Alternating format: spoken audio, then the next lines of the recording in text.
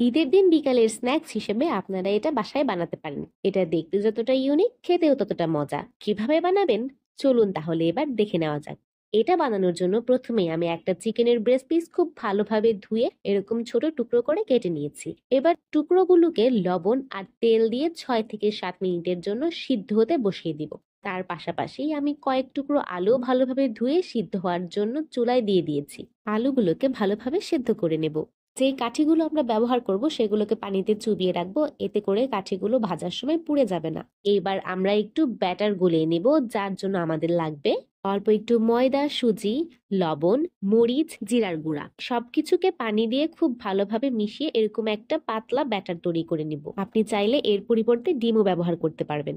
এই পর্যায়ে আমার চিকেনগুলো সিদ্ধ হয়ে গেছে। চুলা থেকে নামিয়ে এগুলোকে একটু ঠান্ডা করে আমি এভাবে হাত দিয়ে একটু ছাড়িয়ে নেব।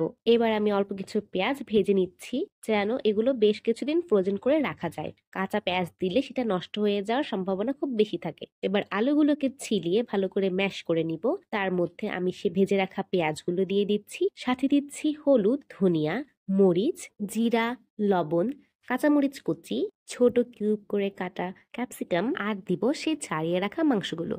এবার সবকিছুকে খুব ভালোভাবে আমি হাত দিয়ে মাখিয়ে নেব। 10 মিনিটের মতো এটাকে আমি মাখিয়ে এভাবেই রেখে দেব।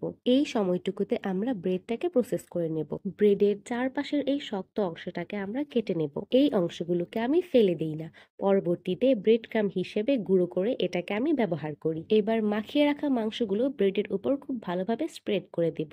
তার উপর আমি আরেকটা ব্রেড দিয়ে এরকম ছোট ছোট পিস করে কেটে নিয়েছি। এই পিসগুলোকে এখন আমি ভিজিয়ে রাখা সেই স্টিকগুলোর মধ্যে গেঁথে দিব। আপনি ছোট বা বড় যে কোনো সাইজের জন্যই এটা বানাতে পারেন। আমি কিছু বড় আর কিছু ছোট করে বানিয়েছি। এই ছোটগুলোকে আমি বক্সে ভরে ফ্রোজেন করে কিছুদিনের জন্য রেখে দেব।